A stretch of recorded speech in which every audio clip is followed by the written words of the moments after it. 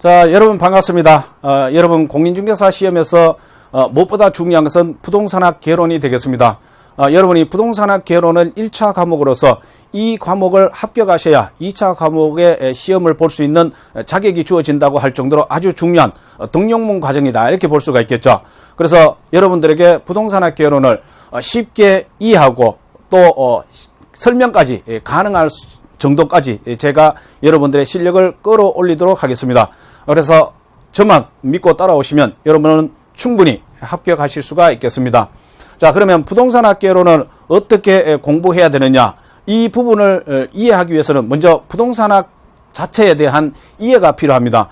그래서 부동산학이 무엇인지 그 개념부터 한번 살펴보면, 부동산학이라는 것은 부동산 활동의 능률화의 원리 및 그 다음에 그 응용 기술을 개척하는 종합응용 사회과학이다, 이렇게 불러요. 여기서 이 부동산 활동이라는 것은 여러분이 실제 집을 산다든가 토지를 매매한다든가 이럴 때 보면 개업 공인중개사 사무실에 가죠. 부동산 중개 사무소에 간다. 그러면 거기에 가면은 개업 공인중개사들이 있죠. 즉 중개업자들이 있다. 그 사람들이 행하는 이 부동산 중개 활동도 부동산 활동이 되는 것이고, 또 어떤 부동산을 거래할 때 그 부동산의 가치를 평가하는 감정평가 활동도 부동산 활동이 되는 것이고, 권리에 대한 부분을 분석하는 권리분석사의 부동산 권리분석 활동, 이런 모든 것들이 다 부동산 활동이다. 쉽게 얘기해서 사람이 부동산을 대상으로 행하는 모든 활동은 부동산 활동이다, 이렇게 보시면 되고, 이것을 능률화시키는 원리라는 것은 주어진 시간 내에 보다 많은 업무를 처리할 수 있는 그러한 과학, 시스템이나 이런 걸 만들어내는 원리, 이것이 바로 부동산학이다. 또한 이것을 만들어내는 데서만 그치는 것이 아니고 이 이론을 갖다가 실제 실무에 적용할 수 있어야 되겠죠. 그래서 응용 기술을 개척한다, 이렇게 얘기하는 거예요.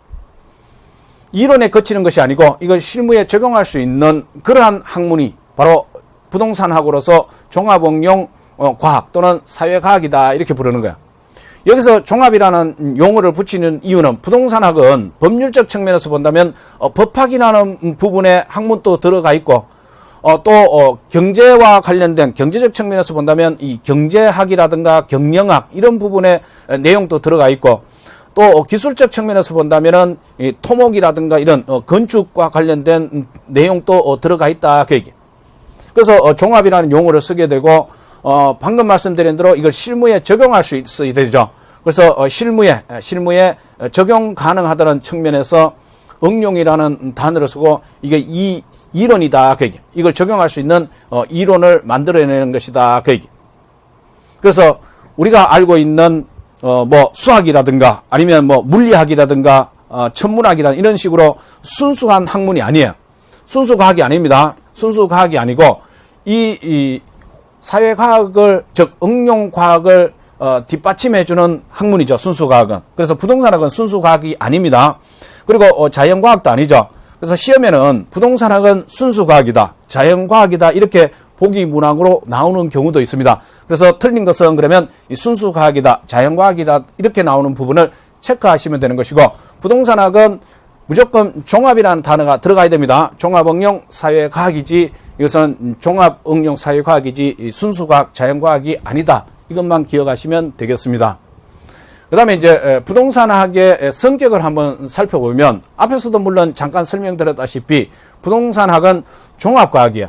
그러니까 법률적 측면의 이론도 들어가 있고, 그 다음에 경제적 측면의 이론, 기술적 측면의 이론이 망라되어 있기 때문에 종합과학이다, 이렇게 부르는 것이에요. 그리고 이걸 이론에 그치는 것이 아니고 뭐라 했습니까? 실무에 적용할 수 있는 순수 과학이 아닌 사회에서 일어나는 부동산 문제를 해결하는 응용 사회과학이다. 그게 실무에 적용할 수 있는 응용 사회과학이고, 또 우리가 사회에서 실제 접하게 되는 것이죠. 경험하게 되는 그러한 부동산 문제를 갖다가 해결하는 데 이용할 수 있는 학문이기 때문에 경험과학이라 하는 것이고, 우리가 부동산 활동을 할 때 어떠한 가치의 기준을 제시해주는 그러한 기준 역할을 하기 때문에 규범과학이다, 이렇게 부르는 것입니다. 자, 그러면 부동산학은 그러면 주로 어떤 부분을 연구 대상으로 삼는지 한번 살펴보면, 부동산학은 크게 부동산 활동이라는 부분하고 그 다음에 부동산 현상이라는 이 두 가지를 연구 대상으로 삼고 있습니다. 과거 시험에서는 부동산학의 연구 대상은 이렇게 해서 보기 문항에서 찾을 때 1번 부동산 활동과 부동산 현상 이렇게 나오고 2번 부동산의 문제, 그 다음에 3번 부동산의 가치 평가 이런 식으로 나오게 되면은 당연히 이 활동과 현상을 체크하는 그런 문제도 나오게 되었습니다.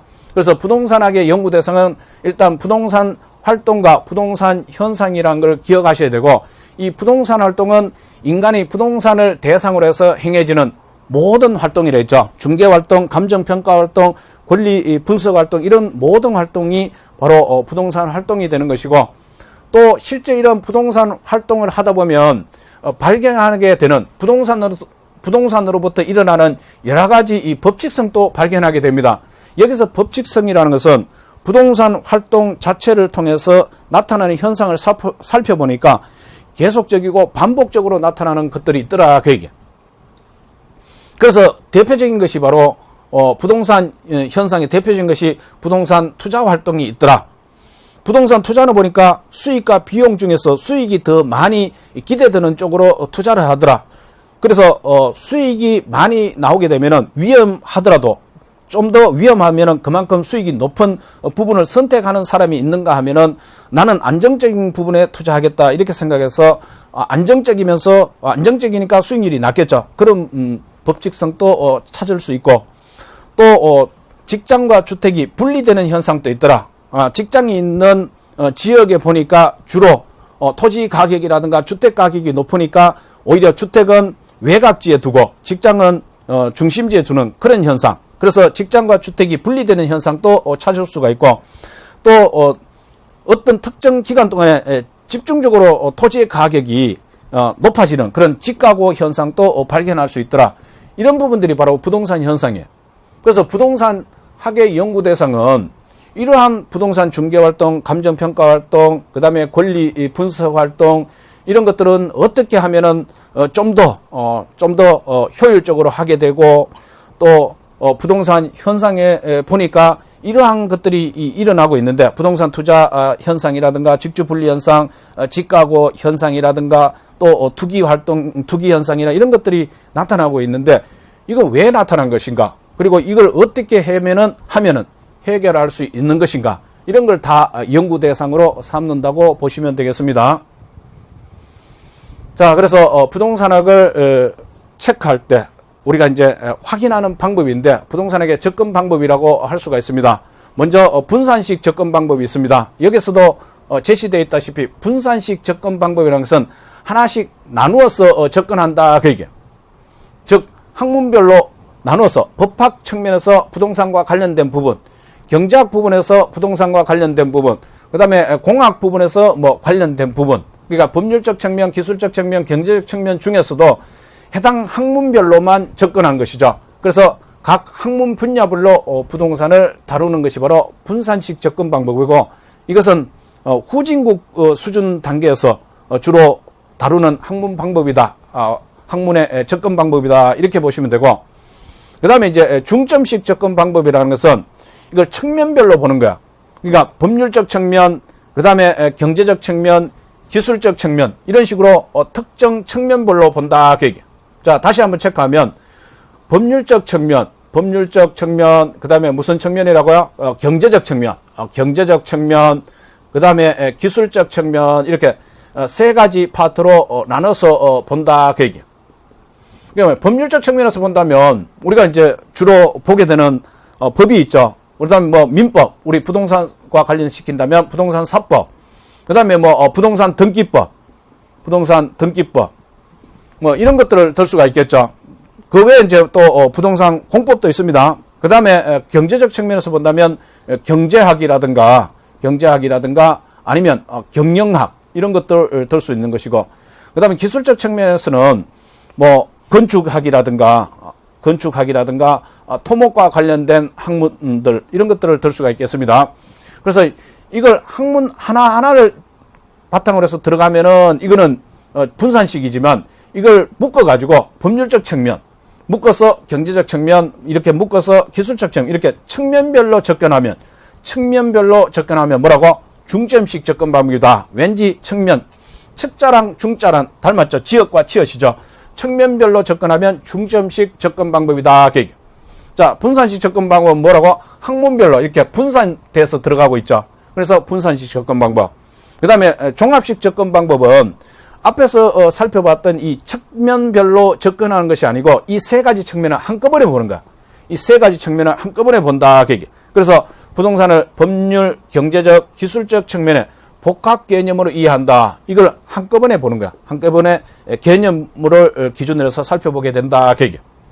그래서 부동산학은 아까 제일 앞쪽에서 종합응용 사회과학이다. 이렇게 얘기했죠. 그래서 현대에 있어서 우리나라가 또 적용하고 있는 부동산학의 접근 방법이에요. 그래서 부동산학은 무조건 여러분이 믿고 따라오셔야 되는 것은 종합이라는 단어가 들어가야 돼요. 종합식 접근 방법입니다. 종합응용 사회과학, 종합식 접근 방법이다. 그래서 보기문항에서도 종합이라는 단어가 들어가면 그것은 옳은 학문이 되는 것이고 부동산학에 대한 내용이다. 이렇게 보시면 되고 체크하면 정답이 되는 것입니다. 그래서 우리나라의 부동산학의 접근 방법은 그러면은 1번 분산식, 2번 뭐 중점식, 3번 종합식, 그 외에 4번, 5번에 다른 문항이 나오면은 3번 종합이라는 단어가 들어가는 부분을 체크하면 정답이 된다. 이렇게 보시면 되겠습니다. 경록 AI센터. 여러분 1강의 핵심 내용을 살펴볼까요? 1강의 핵심 내용은 부동산의 개념 파악입니다. 먼저 법률적 개념은 부동산을 협의의 부동산과 광의의 부동산으로 인식하는 것이며 경제적 개념은 자산, 자본, 생산요소, 소비재 등으로 파악하는 것입니다. 그리고 기술적 개념은 부동산을 공간, 자연, 위치, 환경 등으로 인식하는 것입니다.